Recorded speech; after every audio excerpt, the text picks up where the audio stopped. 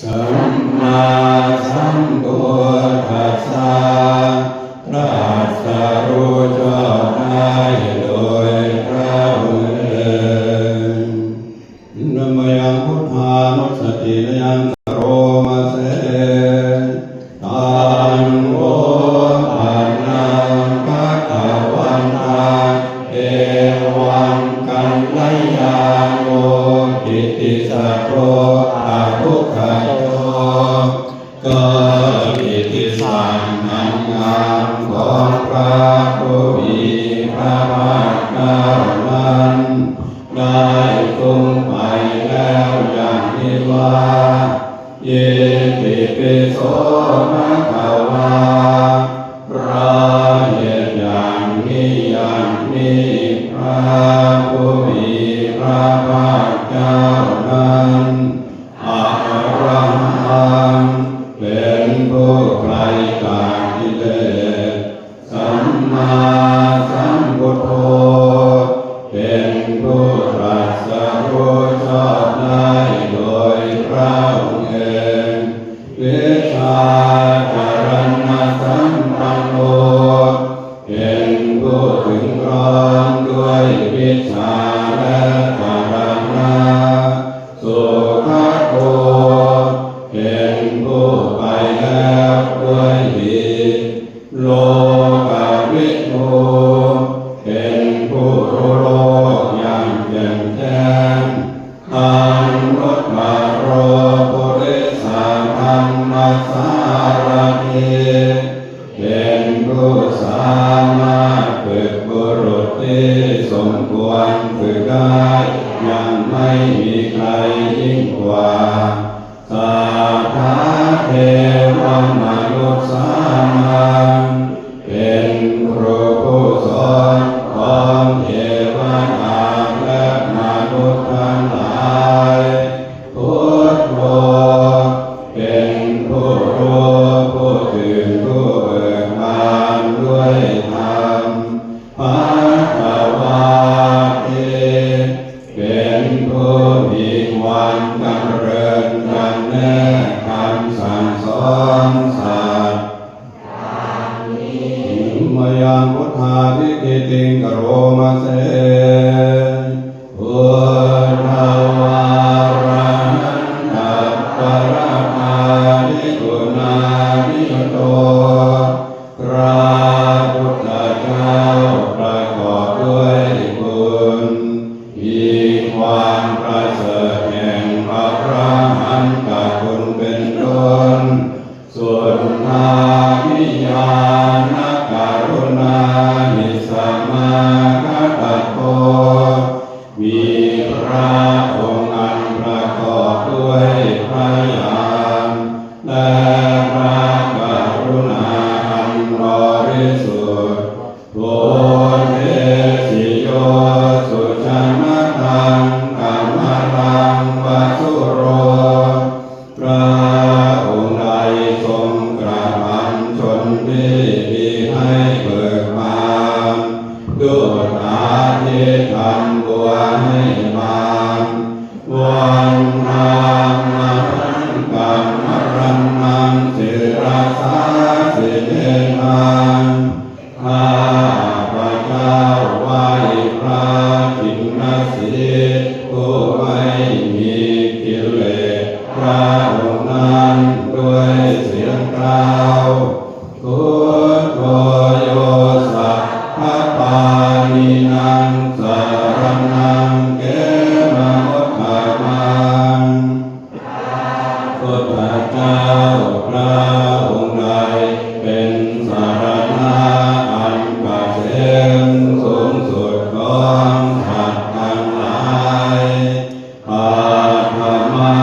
นุสติทานังวันนิทันสิเรนังข้าพระเจ้าไหว้พระพุทธเจ้าพระองค์นั้นอันเป็นที่ตั้งแห่งระลึกองค์ที่หนึ่งด้วยเสียงกล่าวคุณหัสสะหัสสะมิทาโสวา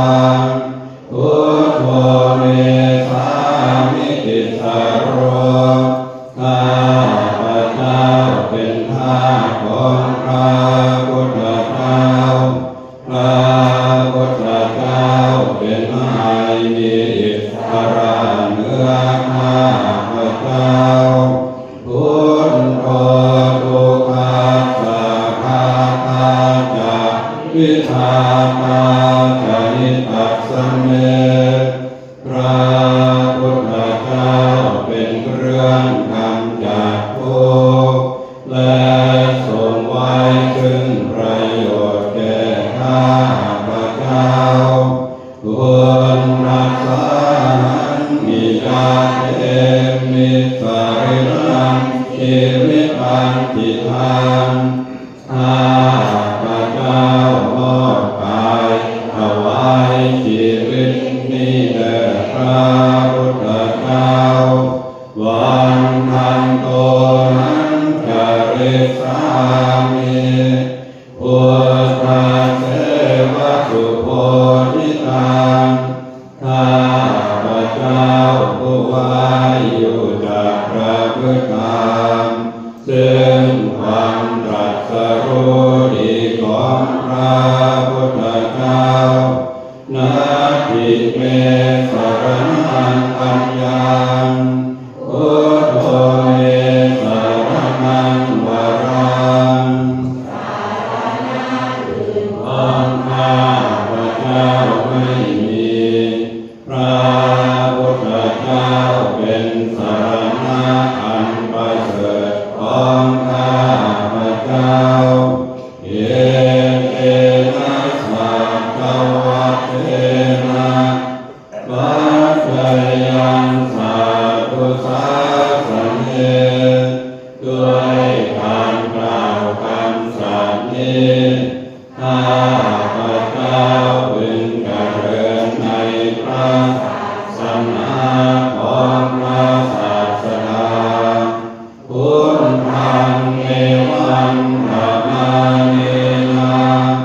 ยังบุญยังปัจจุตังอิทาข้าพเจ้าผู้ไว้อยู่ซึ่งพระ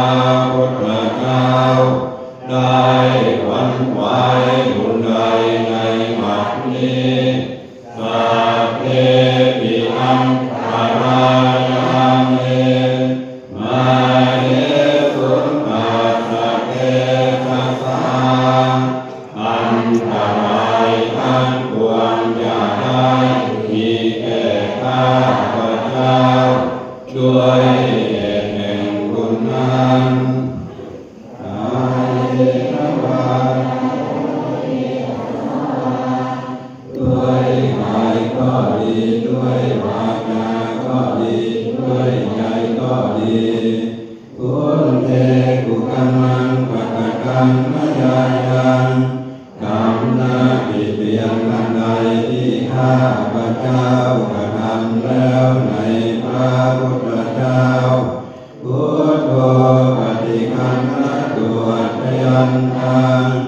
ขอพระพุทธเจ้าจงงดซึ่งโทษล่วงเกินอันนั้นกาลันกะเรสังวะริตุงวะพุทเทเพื่อการสำรวจระวังในพระพุทธเจ้าในกามนุมยังธัมมานุสตินยังกโรมะเสสวากขาโตภะคะวะตาธัมโมพระธรรมเป็นสิ่งที่พระผู้มีพระภาคเจ้าได้ตรัสไว้ดีแล้วสันติโกเป็นสิ่งที่ผู้ศึกษาและปฏิบัติถึงเห็นได้ด้วยตนเองอาคาลิโกเป็นสิ่งที่ปฏิบัติได้และให้ผลได้ไม่จำกัดการเตมิปัสสิโกเป็นสิ่งที่ควรกล่าวกับผู้อื่นว่าท่านจงมาดูเถิดโอปัญญิโกเป็นสิ่งที่ควรน้อมเข้ามาใส่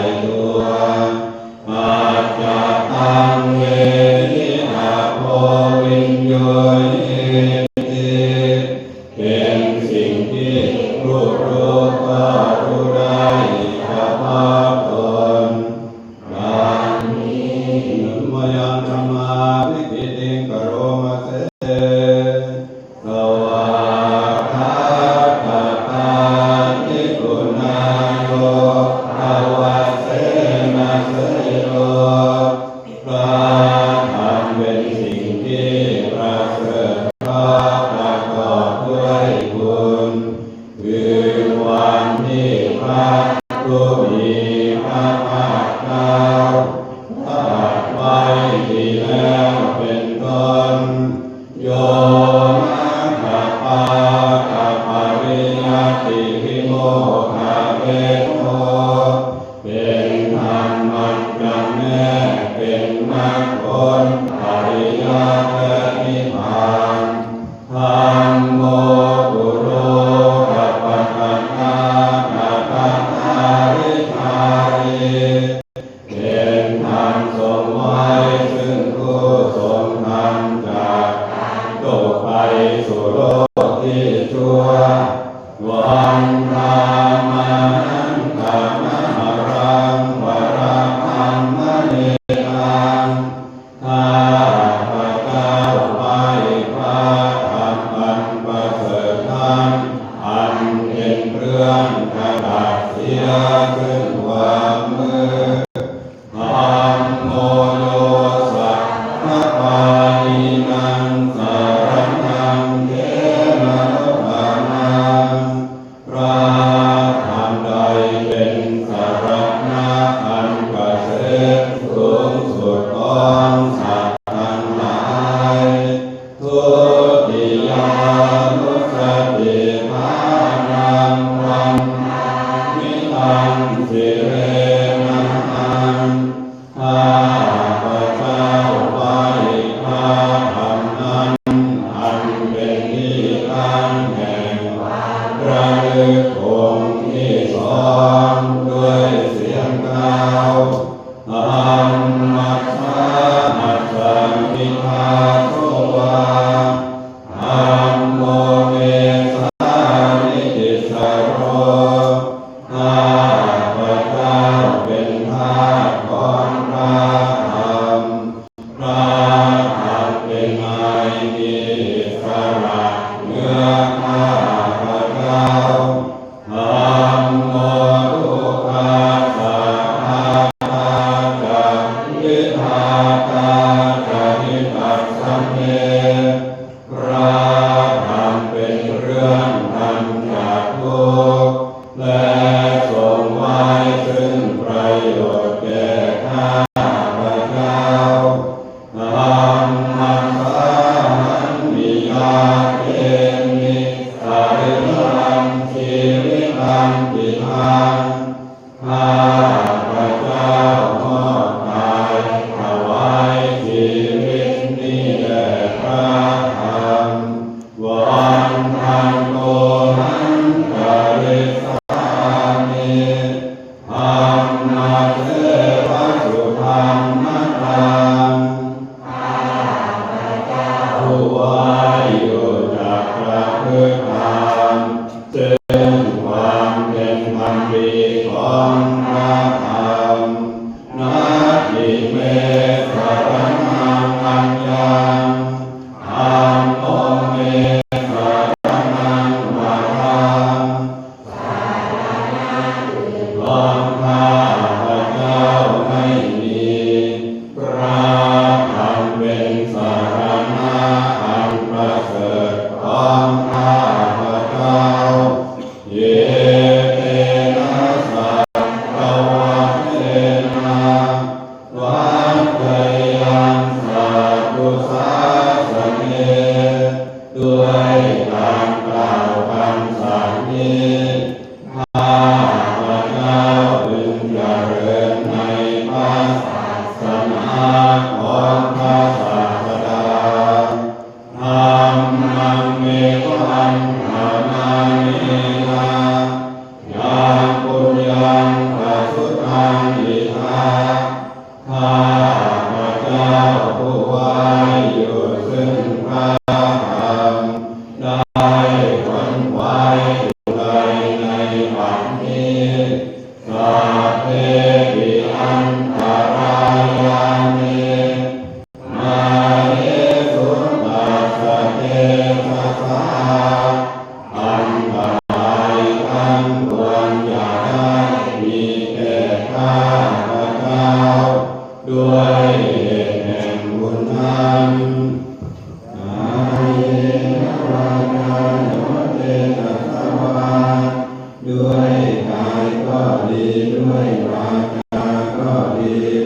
ใจก็ดี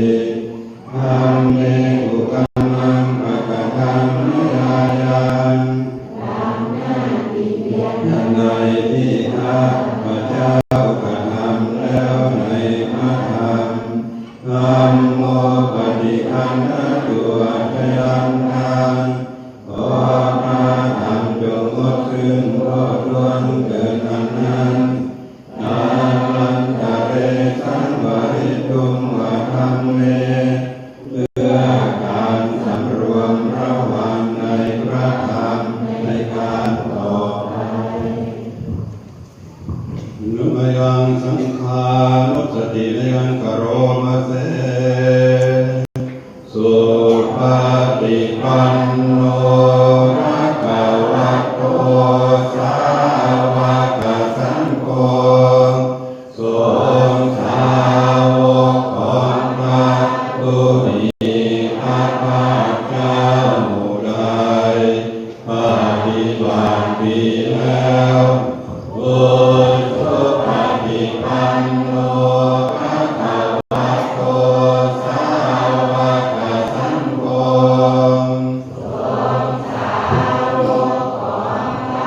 ผู้มีพระภาคเจ้าหมู่ใดปฏิบัติตรงแล้วญาณปฏิปันโนภะคะวะโตสาวกสังโฆสงฆ์สาวกของพระผู้มีพระภาคเจ้าหมู่ใดปฏิบัติเพื่อรู้ธรรมเป็นเครื่องออกจากทุกข์แล้วสามีจิปฏิปันโนภะคะวะโตสาวกสังโฆสงฆ์สาวกของพระผู้มีพระภาคเจ้าหมู่ใดปฏิบัติสมควรแล้วญาติธรรมได้แก่บุคคลเหล่านี้คือจากปาริปุริสายุคานิอันทะปุริสาอุคลาผู้แห่งบุรุษสี่ผู้นับเรียงตัวบุรุษได้แก่บุรุษเยสาภะคะวะโตสาวกสังโฆนั่นแหละสงฆ์สาวกของพระผู้มีพระภาคเจ้าอาหุนนโยเป็นสมควรแก่สักการะที่เขานำมาบูชาอาหุนนโยเป็นสมควรแก่สักการะที่เขาจัดไว้ต้อนรับทักขิณโยเป็นผู้ควรรับทักษิณาทานอันพระเอกรณิโยเป็นผู้ที่บุคคลทั่วไปควรทำพันสรีอันนกขารันปุญญเกตังโลกัสสาติเป็นเนื้อนาบุญของโลกไม่มีนาบุญอื่นยิ่งกว่าดังนี้นุมยังสังฆาภิกิติงกโรมะเสสัทธัมมัสโสสุปฏิปัตติคุณานิยุตโตพระสงฆ์ที่เกิดโดยพระสัทธรรมประกอบด้วยคุณมีความปฏิบัติดีเป็นต้นโยทัพพิโกอาริยบุคคลสังฆเจโตเป็นหมู่แห่งพระอริยบุคคลอันประเสริฐแบบลำพัวศีลาภิธรรมปัปปราสยกายติโตมีกายและจิตอันอา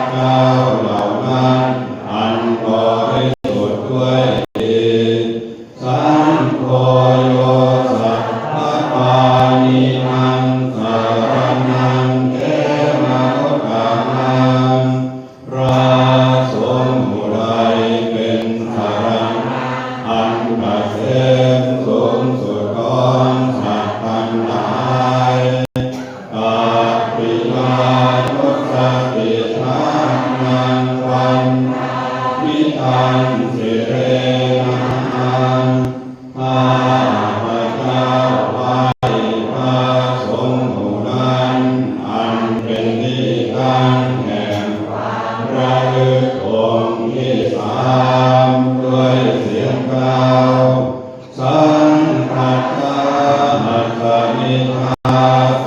วาสังโฆเมสามิกิสโรข้าพระเจ้าเป็นทาสของพระสงฆ์พระสงฆ์เป็นนายที่อิสระเหนือข้าพระเจ้าสังโฆทุกขาสัพพะตาจะวิมาตาปฏิปัสสัมเนพระสงฆ์เป็นเครื่องกำจัดทุกข์และ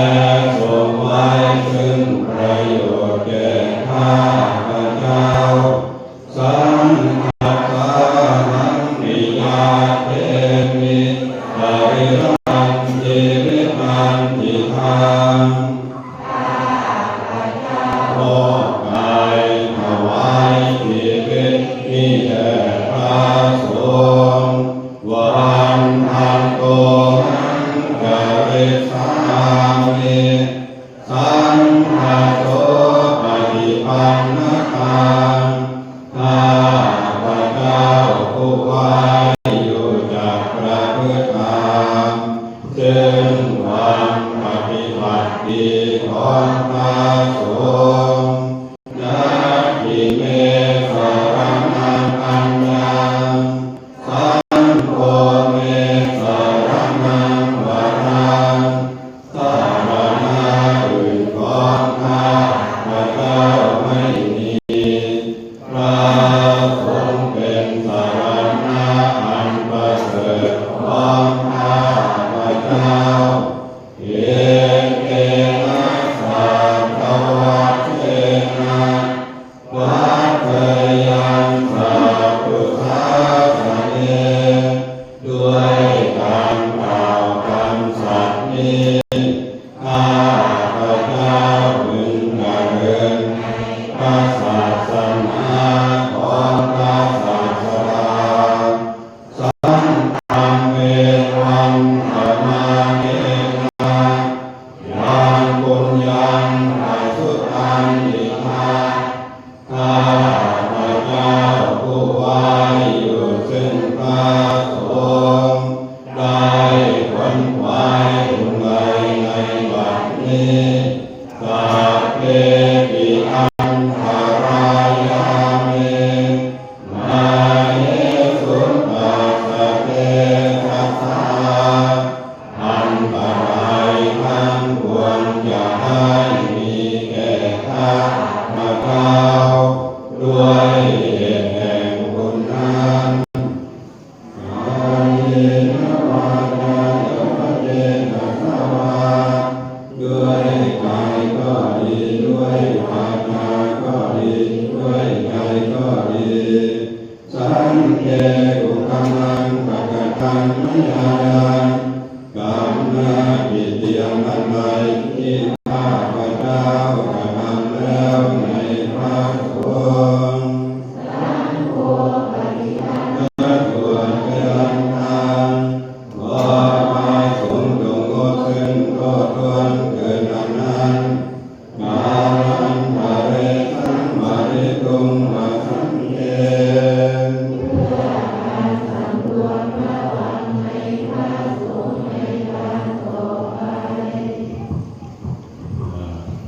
ไปก็จะพาสวดธรรมจักรโอตนสูตรในแปลบอกมาให้ท่านแต่น้อยเป็นผู้ทำโต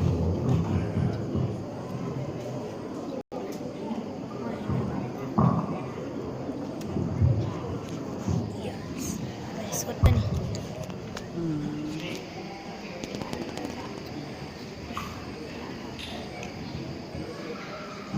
ที่ท่านควรดอกเงียบ